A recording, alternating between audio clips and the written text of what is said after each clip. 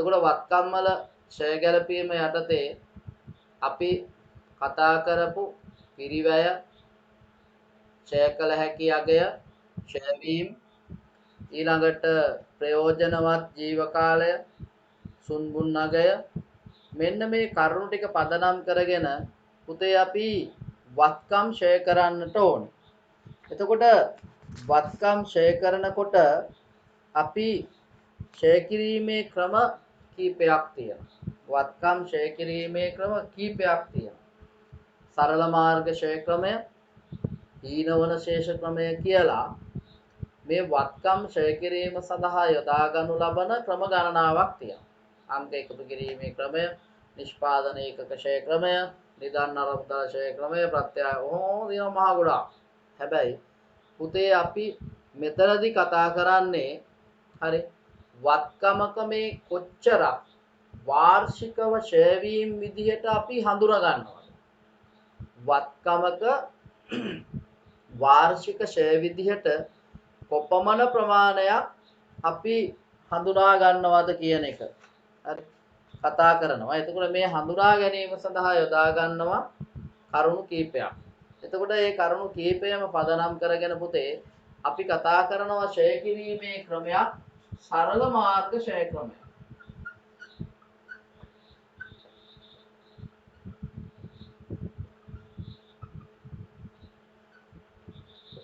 සරල මාර්ග ඡය ක්‍රමය කියලා එකක් කතා කරනවා ඡය වීම වල.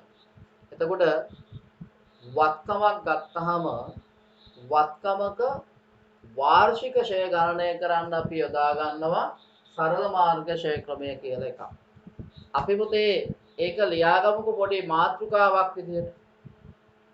සරල මාර්ග ඡය ක්‍රමය කියලා අපි අද දවසේ මාතෘකාව ලියාගමු.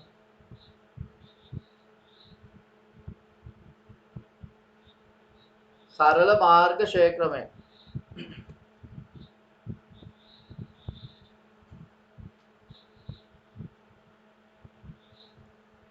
පුතේ අපි සරල මාර්ග ඡය ක්‍රමයේදී මේ වාර්ෂික ඡය වීම කියන එක අපි මෙහෙම ගණනය කරනවා.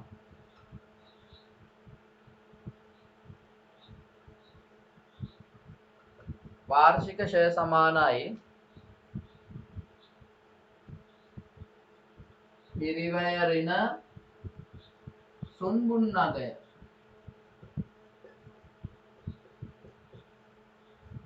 පිරිවැයෙන් අපි සුන්බුන් අගය අඩු කරලා මේ උත්තරය බෙදනවා ඵලදායි ජීවකාලය. ඔන්න ඔය විදිහට තමයි පුතේ සරල මාර්ග ඡය ක්‍රමයේදී වාර්ෂික ඡය ගණනය කරන්නේ. හරි. එහෙම නැත්නම් දැන් පිරිවැයෙන් සුන්බුන් අගය අඩු වුණාම උත්තරේ එනවනේ ඡය කළ හැකි අගය.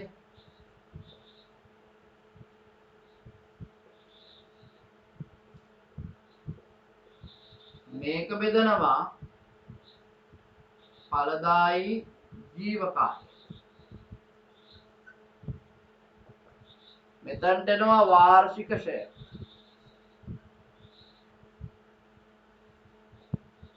මේකම තමයි පුතේ මේ පිරිවැය ඍණ සුන්බුන් අගය කියන එකට අපි කියනෝනේ ඡය කළ හැකි අගය කියලා. අපි ඒක ගිය සතියේ ඉගෙන ගත්තා.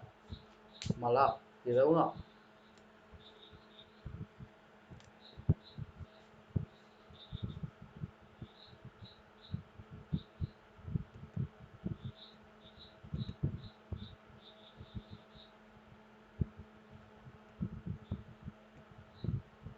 හරි. පිරිවැය ඍණ සුන්බුන් අගය කියන එකට අපි ගිය සතියේ ඉගෙන ගත්තානේ ඡය කළ හැකි අගය කියලා. එතකොට මෙහෙම ලියන්න පුළුවන්. එහෙම නැත්නම් පුතේ තවත් එක ක්‍රමයක් තියෙනවා මෙහෙම වාර්ෂික ඡය.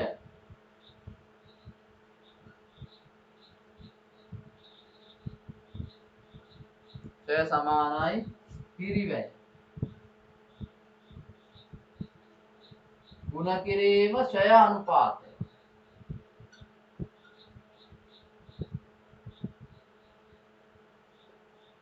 පිරිවැය ගුණ කරනවා ඡය අනුපාතය. අපි මේක තමයි අපිට වැදගත් වෙන්නේ.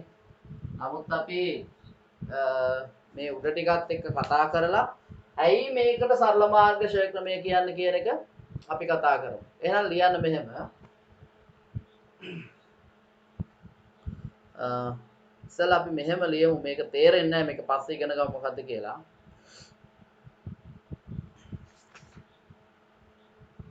වත්කමක ක්ෂය කළ හැකි අගය, මේක මම කියලා දෙන්නම් පස්සේ මොකද්ද කියලා.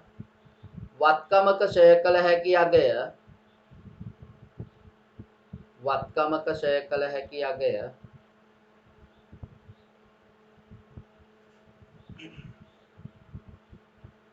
වත්කමක ක්ෂය කළ හැකි අගය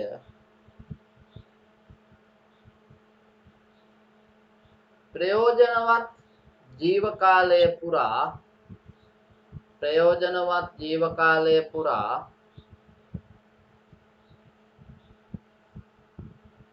සමාන වටිනාකම් වලින්, සමාන වටිනාකම් වලින්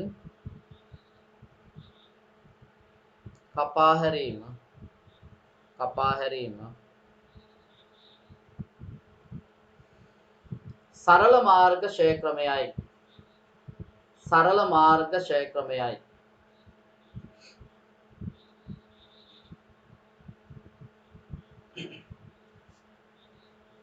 සරල මාර්ග ක්ෂය ක්‍රමයයි.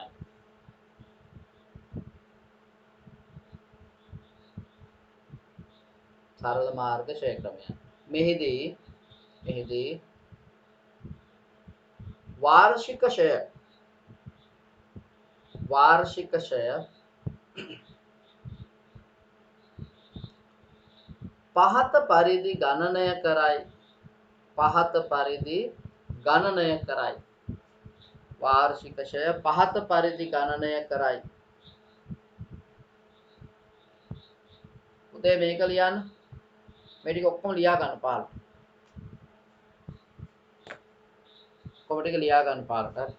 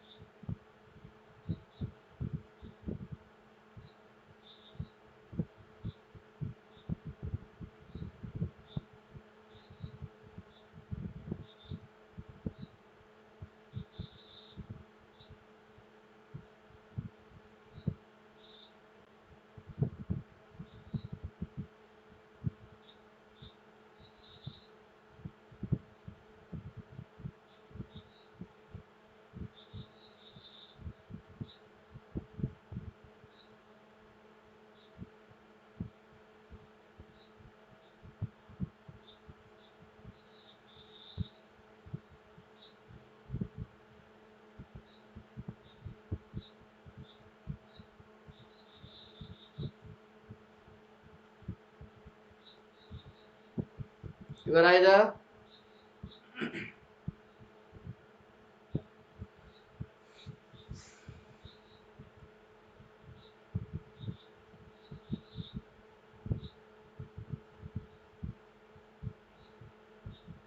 සරල මාර්ග ක්ෂය ක්‍රමය කොහොමද එන්නේ? වාර්ෂික ක්ෂය සමානයි පිරිවැරින සුන්බුන්නගේ බෙදීම ඵලදායී ජීව කාලය. ඊළඟට තව එකක් අමු ක්ෂය කළ හැකි අගය. පිරිවැයෙන් සුන්බුන්නගේ අඩු වුණාම ක්ෂය කළ හැකි අගය නෙන්නේ. ඒතර ක්ෂය කළ හැකි අගය ඵලදායී ජීව කාලයෙන් බෙදපුවාමත් එන්නේ වාර්ෂික ක්ෂය තමයි. එහෙම නැත්තම් මෙන්න මේ විදිහට වාර්ෂික ෂය හොයන්නත් පුළුවන්. පිරිවැය ඍණ ෂය අනුපාතය. එහෙම නැත්නම් පුතේ මෙතන පොඩි සංශෝධනයක් හදලා මෙහෙමත් ලියා ගන්න. මේකත් ලියලා තියා ගන්නකො තුන වැදගත්. හරි.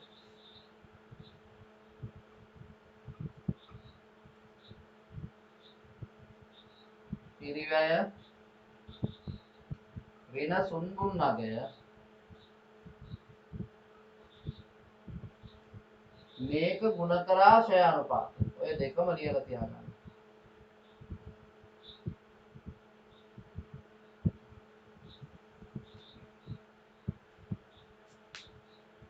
පිරිවැය ඍණ සුන්බුන් නගය ගුණ කිරීම ෂය අනුපාතය.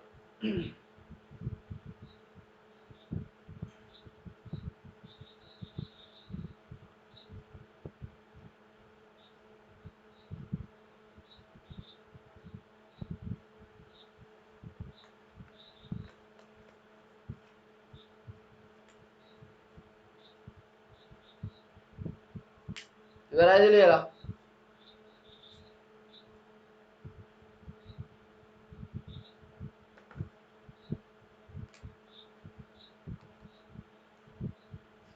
මට පේන්නේ යනවා ඔබ ලියා අවසන් කියලා.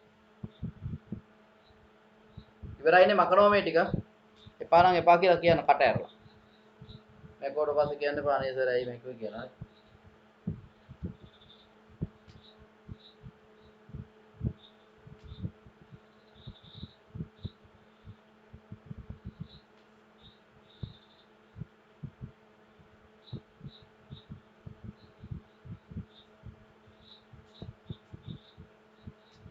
හරි. පුතේ මේකට අපි බලමු ඇයි මේ සරල මාර්ග ක්ෂය ක්‍රමය කියන්නේ කියලා. හරි. පුතා සරල මාර්ග ක්ෂය ක්‍රමය කියලා කියන්න හේතුව තමයි අපි බලමු මෙහෙම වත්කමක පිරිවැය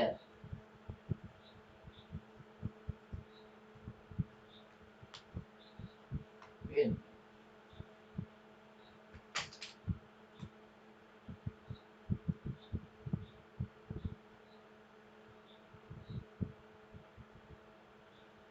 අපි හිතමු වත්කමක පිරිවැය 2,50,000ක්.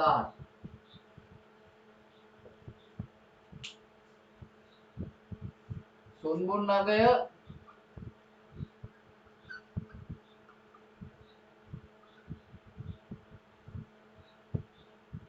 පනස්දාහයි. හරි. ජීව කාලය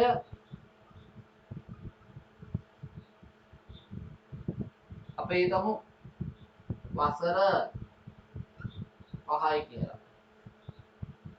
වසර 5යි. හරි. එතකොට අපි බලමු කොහොමද පුතේ වාර්ෂික ෂය හොයන්නේ කියලා. අපි දන්නවා 2,50,000න් අඩු කරනවා 50,000ක් මේක බෙදනවා 5න්. එතකොට ලක්ෂ දෙක 5න් බෙදපුවාම අවුරුද්දකට එනවා ෂය 40,000. අවුරුද්දකට ෂය එනවා කීයක්ද? 40,000ක්. 1 2 3 4 5යි. අවුරුදු 5යි. මේ අවුරුද්දෙත් ෂය 40,000යි. මේ අවුරුද්දෙත් ෂය 40,000යි. මේ අවුරුද්දෙත් ෂය 40,000යි. මේ අවුරුද්දෙත් 40,000යි. මේ අවුරුද්දෙත් 40,000යි. පැහැදිලිද? එතකොට සරල මාර්ග කිව්වේ ඇයි මේකට මේ හැම වසරකම ෂය මොකද උනේ? එක සමානයි. එතකොට පුතේ 2,50,000න් 50,000ක් අඩු වුණාම මෙතන උත්තරේට එනවා අපි කියන්නේ මොකද්ද? මේකට අපි කියන්නේ ෂය කළ හැකි යකේනේ.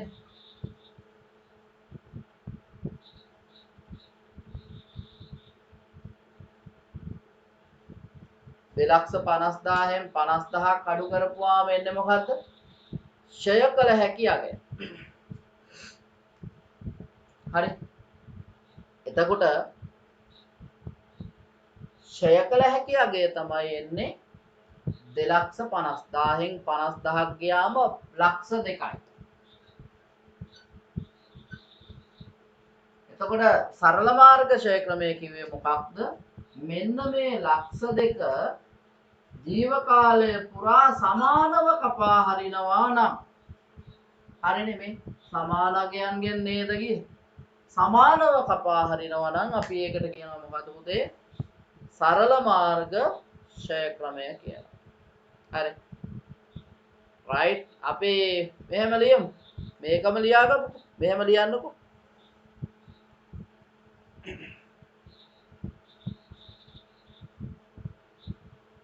වත්තමක පිරිවැය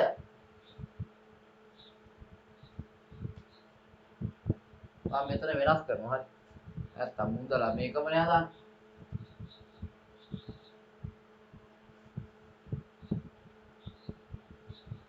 තුන් ලක්ෂ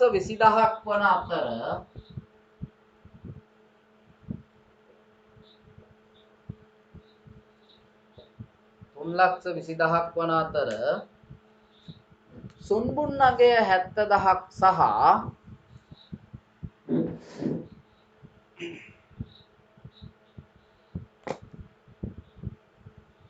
සුන්බුන් අගය 70000ක් සහ ජීව කාලය වසර 5ක් වේ.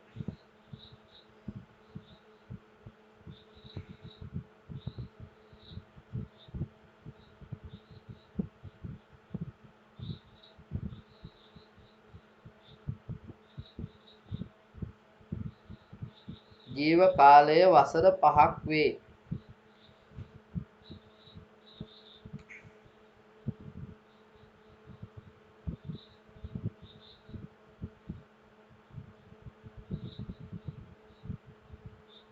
ජීව කාලය වසර 5ක් වේ.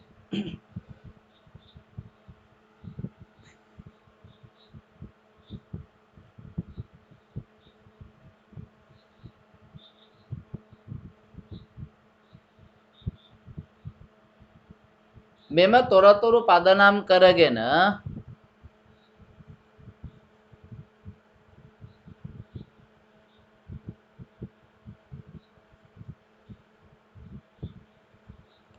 පහත ප්‍රශ්නවලට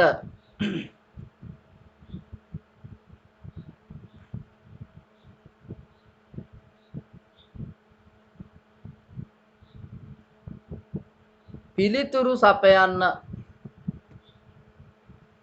පහත ප්‍රශ්නවලට පිළිතුරු සපයන්න. පොඩ්ඩක් අමාරු වැටෙන විදිහට තමයි ප්‍රශ්න ටික දෙන්නේ. හරි.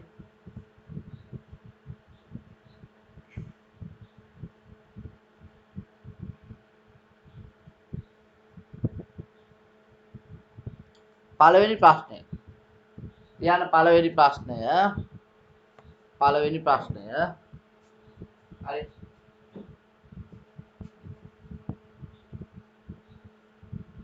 ක්ෂය කළ හැකි අගය කොපමණද?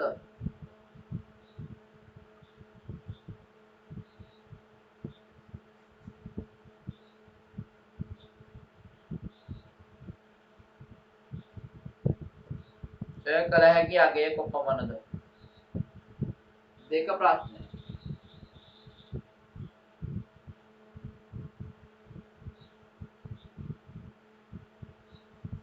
සරල මාර්ග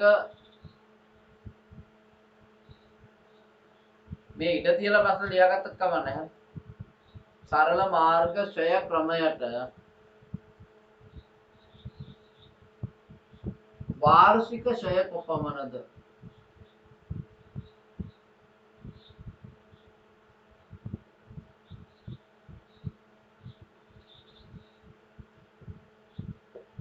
තව එකක් දෙන්න.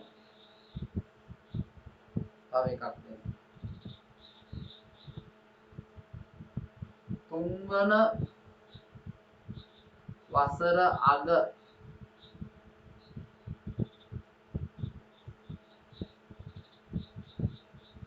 සමුච්චිත ක්ෂය කොපමණද?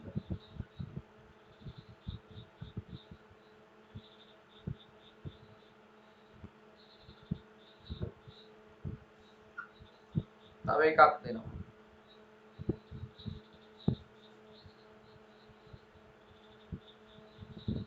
තුන්වන වසර අග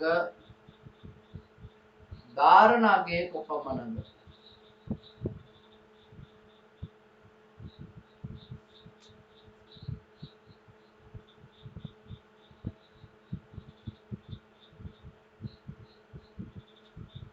ධාරණගේ කොපමණද?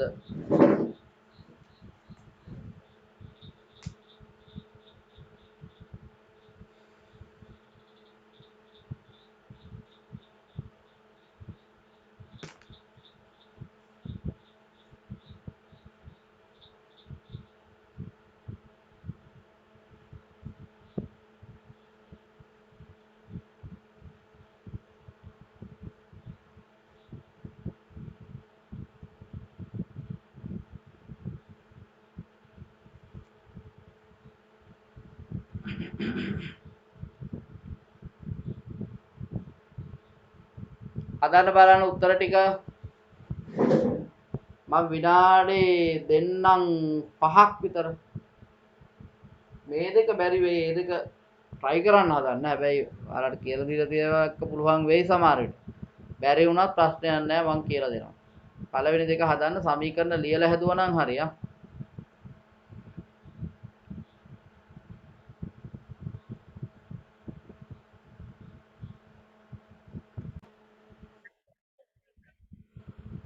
සර්කල හැකියාගේ හොයන්නේ කොහොමද? පිරිවැයෙන් සුන්ගුන්නගේ අඩු කරා 3,20,000 ගියාම 2,50,000.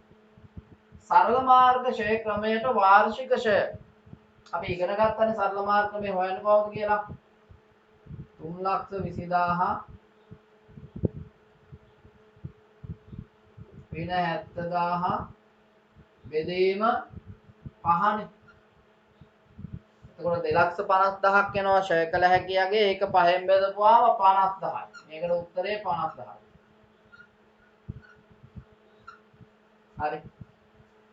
50,000යි. ඊළඟට පුතේ වැදගත් වචනයක් තියෙනවා මේකේ සමුච්චිත කියලා. නේද? මේ සමුච්චිත කියන වචනේ කියන්නේ පුතේ එකතුව කියන එක. සමුච්චිත වචනේ අර්ථය තමයි එකතුව කියන එක. හරි. එතකොට එකතුව කියලා කියන්නේ තුන්වන වසර අග සමුච්චිත ෂය කියලා කියන්නේ මෙහෙම එකක්. ඔන්න අහගන්න හොඳට. හරි. දැන් අපි හිතමු පළවෙනි වසරේ 50,000යි. දෙවැනි වසරේ 50,000යි. තුන්වන වසර අගත් 50,000යි. හතරවෙනි වසරේත් 50,000යි. පස්වෙනි අවුරුද්දෙත් 50,000යි. එතකොට පළවෙනි වසර අග සමුච්චිත ෂය කියන්නේ පුතේ පළවෙනි වසරේ ෂය ටික විතරයි. පළවෙනි වසර අග සමුච්චිත කියන්නේ පළවෙනි වසරේ ෂය ටික විතරයි. එතකොට පළවෙනි වසර අග 50,000යි. දෙවන වසර අග සමුච්චිත ෂය කියන්නේ පළවෙනි අවුරුද්දේ දෙවෙනි අවුරුද්දේ අවුරුදු දෙකේම ෂය වීම වල එකතුව. එතකොට දෙවෙනි අවුරුද්දේ සමුච්චිත ෂය කීයක් එනවද? ලක්ෂයක් එනවනේ. තුන්වෙනි අවුරුද්දේ සමුච්චිත ෂය කියන්නේ අවුරුදු 3ක 50,000ව එකතුව. හතරවෙනි අවුරුද්දක සමුච්චිත ෂය කියලා කියන්නේ අවුරුදු 4ක වාර්ෂික ෂය වීම වල එකතුව.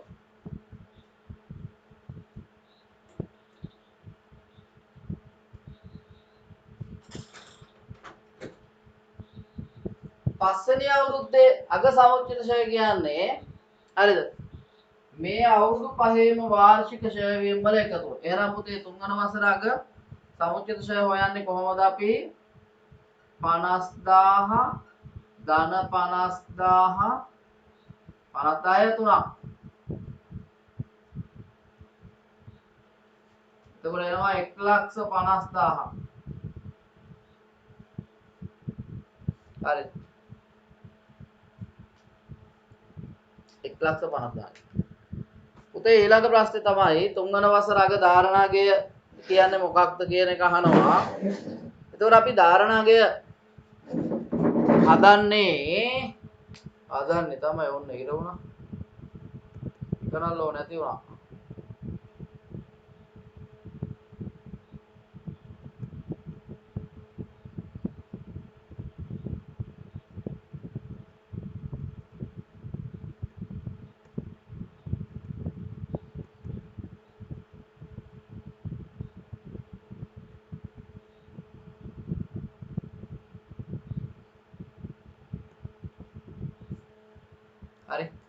පුතා ධාරණාගය කියලා කියන්නේ ධාරණාගයේ සමීකරණයක් තියෙනවා. මේක ඔබ ලියා ගන්න ඕන උත්තරය. හරි.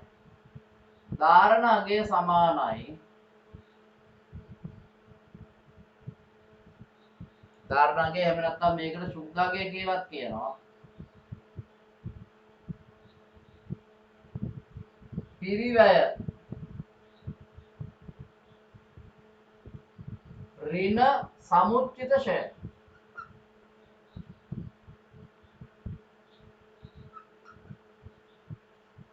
පිරිවැය ඍණ සමුච්චිත ෂය.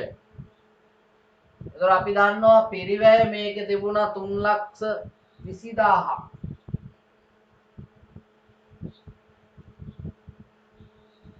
අහන්නේ තුන්වන වසරක.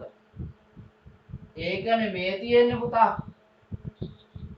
1,50,000 කියන්නේ තුන්වන වසරක සමුච්චිත ෂයනේ. ඒතර එහෙනම් තුන්වන වසරක සමුච්චිත ෂය 1,50,000. ඒක තමයි මේක. දෙවන වසර කිව්වොත් ලක්ෂය ගන්න. හරි. ඒතර දැන් 3,20,000 න් 1,50,000ක් අඩු කරනවා.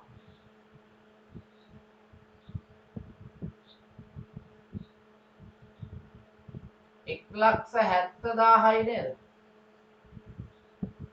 ධාරණාගය 1,70,000යි.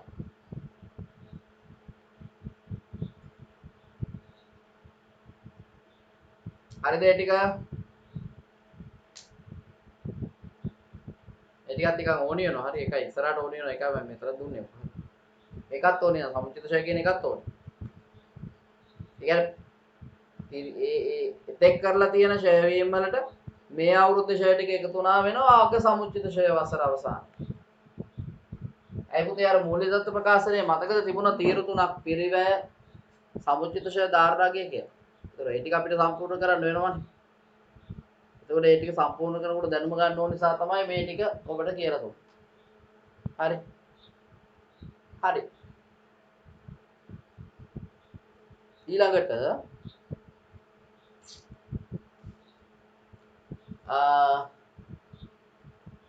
මේ ටික හරියද මකන්නද බං? ඔන්න මැකුවා එහෙනම්.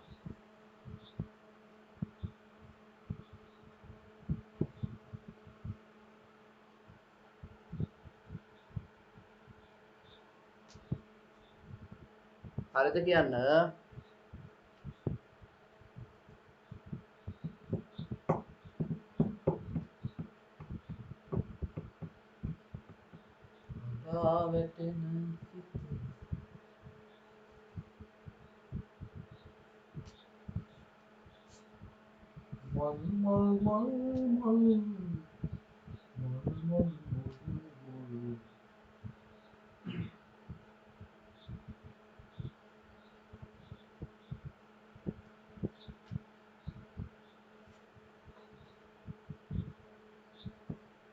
හරි.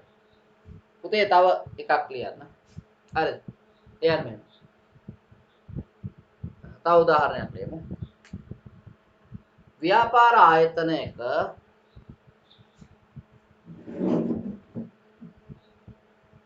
ව්‍යාපාර ආයතනයක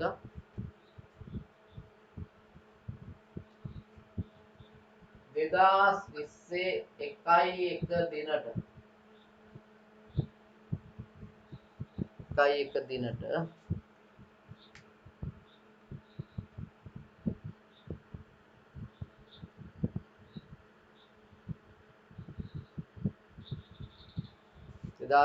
එක දිනට යන්ත්‍රවල පිරිවැය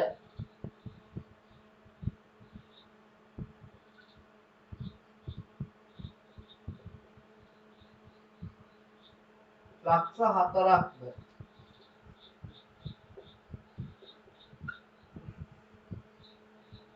පිරිවැය රුපියල් ලක්ෂ 4ක්ද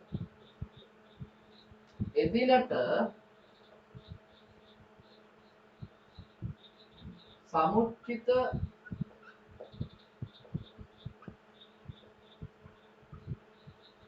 ෂය වෙන් කිරීම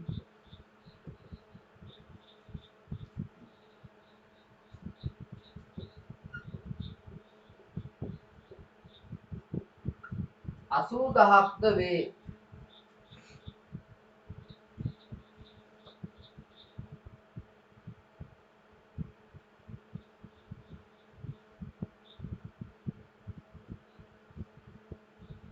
මෙම යන්ත්‍ර සරල මාර්ග ක්‍රමයට වාර්ෂිකව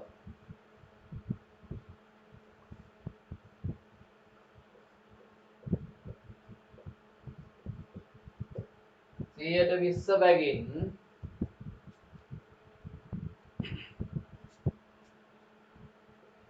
ක්ෂය කරයි.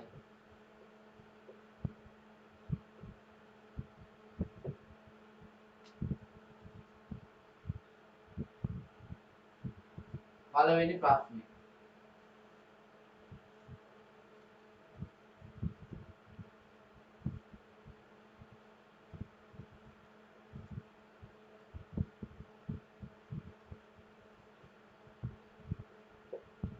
වාර්ෂික ක්ෂය කොපමණද? 1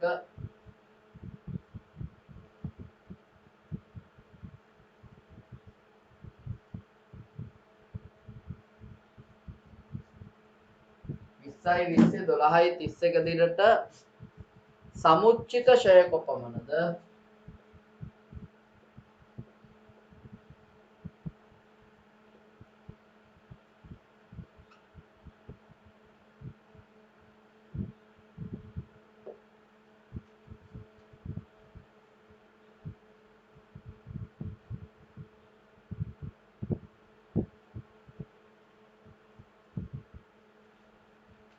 20යි 20 12යි 31 දිනට ධාරණ අගය කොපමණද?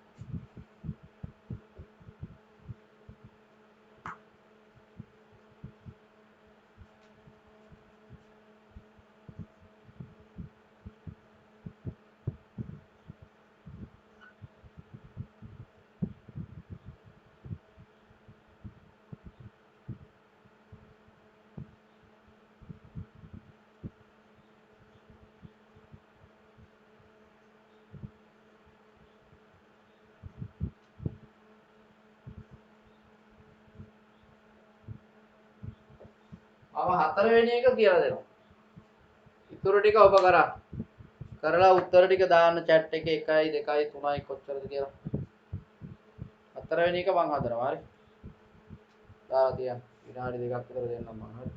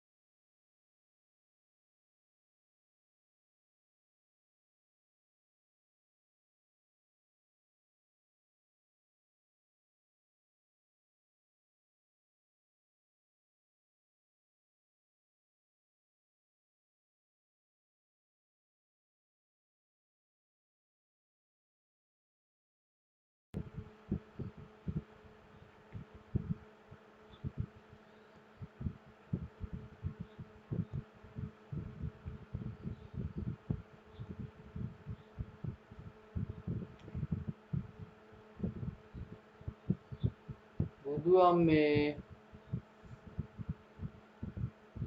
මේ 9,60,000ක් එම කොහොමද දන්නේ ආවේනේ?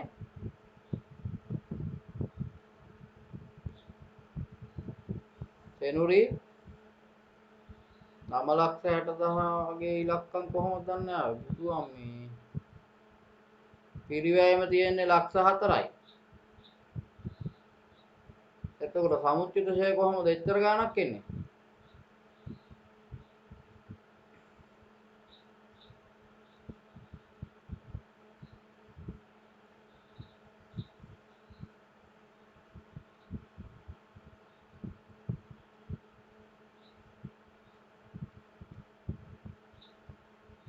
මෙතන 8 ලක්ෂය තියෙන්නේ හරි.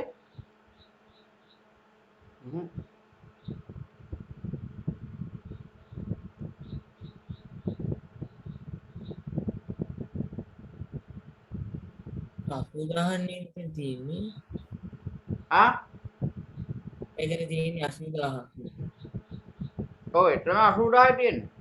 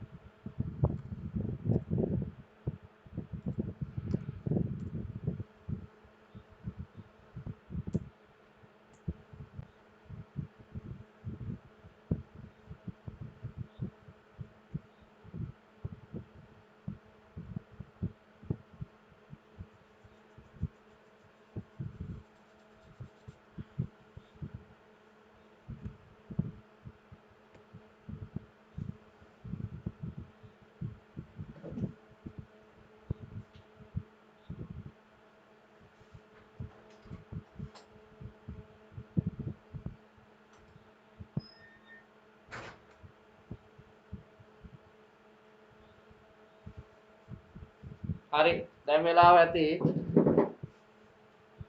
අපි කතා කරමු ගාන ප්‍රශ්නයක් ඇති මේ සර් අය කවදාවත් තු මාක්ස් එකක් දාගෙන ඉන්නේ කියලා. මේකේ ප්‍රතිඵල හෙට තමයි බලා ගන්න වෙන්නේ පුතා. ප්‍රතිඵල හෙට තමයි බලා ගන්න වෙන්නේ මොකද වෙන්නේ කියලා. හරි. ළඟම ආස්තික එක්ක ළඟටම ගැටුණා. හරි. ඉස්කෝලේ ඉන්න විදියකුත් නැහැ. ඒක නිසා හෝල් එකේ පන්ති වලට එන්න විදියකුත් නැහැ. හරි. හරි. අපි බලමු. මේ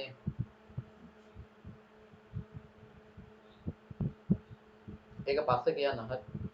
පන්ති ගාන අතර ඉවර කරලා කතා කරමු. පුතේ මේකේ වාර්ෂික ෂේ ප්‍රමාණය හදන්නේ මෙහෙම. හරිද? බලන්න ලක්ෂ 4යිනේ තියෙන පුතා.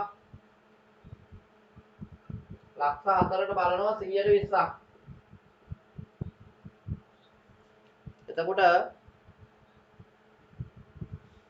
උත්තරේ කීයයි? 80000යි. ඕක තමයි වාර්ෂික ෂය. දැන් බලන්න පුතේ මෙතන සමුච්චිත ෂය අහන්නේ හරිද? ඒක පස්සේ කියන්න හරි. සමුච්චිත ෂය අහන්නේ 12යි 31 දිනටනේ. එතකොට මෙතන දීලා තියෙනවා 1යි 1 දිනට සමුච්චිත ෂය වෙන් කිරීම 80000ක්. 1යි 1 දිනට. එතකොට 1යි 1 දිනට 80000ක් තියෙනවා. ඒකට එකතු වෙනවා මේ අවුරුද්දේ 80000ක්. හරිද? මේ අවුරුද්දේ 80000ත් එතනට එකතු වෙනවා. එතකොට උත්තරේ එනවා පුතේ 1,60,000ක්. ඔන්න සමුච්චිත ෂය. වර්ෂයේ මුල තිබුණ 80000ක් මේ වෙනකොට සමුච්චිත ෂය වෙන් කිරීම. මේ බලන්න. එදිනට ඒ කියන්නේ 1යි 1 දිනට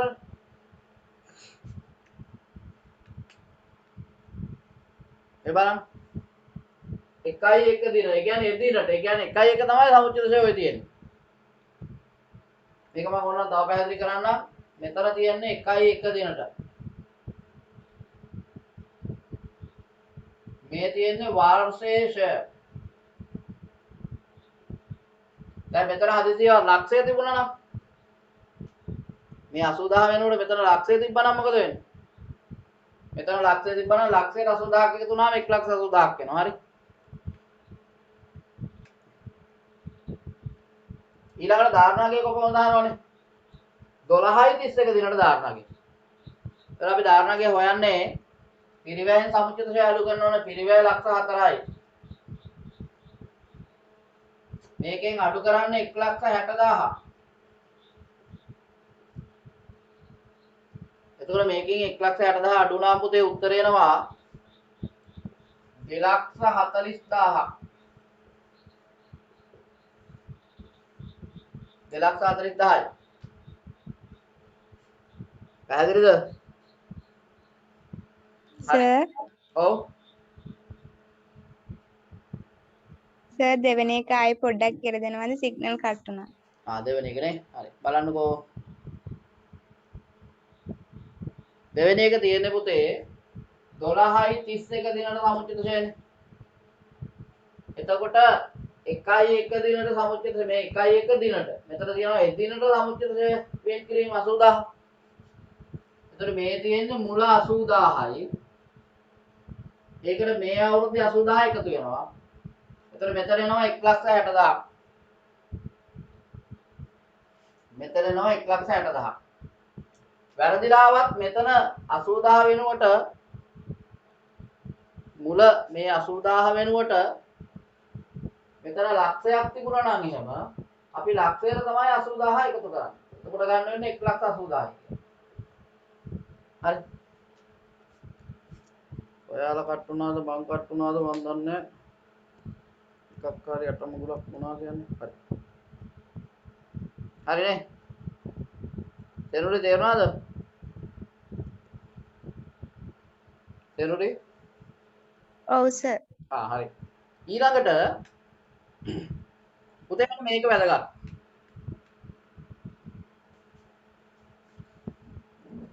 දැන් මූල්‍ය தত্ত্ব ප්‍රකාශනය මේක පෙන්නනකොට අපි මෙන්න මේ විදිහට ගහ ගන්නවා තීරු තුනක්. දැන් ඔයාලට අපි තව සතියකින් දෙකකින් විතර හදන ගණන් වල මූල්‍ය தত্ত্ব ප්‍රකාශනය එන්නේ මෙහෙම.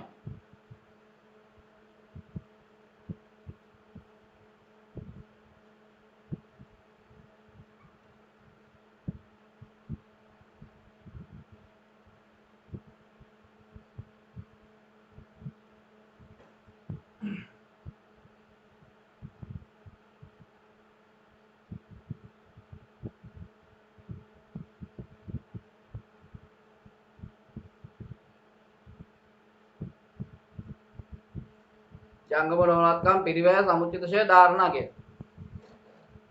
ජංගම නොවන වත්කම් යටතේ ලියනවා යන්ත්‍ර. හරි. එතකොට පිරිවැය අපි හොයාගත්තනේ ගාන තිබුණානේ ලක්ෂ 4යි කියලා. අහන්නේ 20 12යි 31 දිනටනේ. එතකොට 12යි 31 දිනට අපි සමුච්චිත ෂයත් හොයාගත්තට පුතේ වෙන්නේ මෙහෙ 1,60,000යි කියලා. එහෙනම් සමුච්චිත ෂය 1,60,000යි. ධාරණාගය මේ පිරිවැයෙන් සමුච්චිත ෂය අඩු වුණාම 2,40,000යි. ඔන්න ඔය විදිහට පෙන්වන්න පුළුවන් වෙන්න ඕනේ.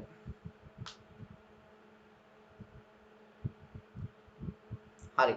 මේක හදාගන්න අපි එහෙනම් ඊළඟ දවසේදී කතා කරමු. සිකුරාදා පේපර් එක තියෙන්නේ. සිකුරාදා පේපර් එක සාකච්ඡා කරනවා. අපි ඊට පස්සේ කතා කරමු ඉතුරු කොටස් ටික.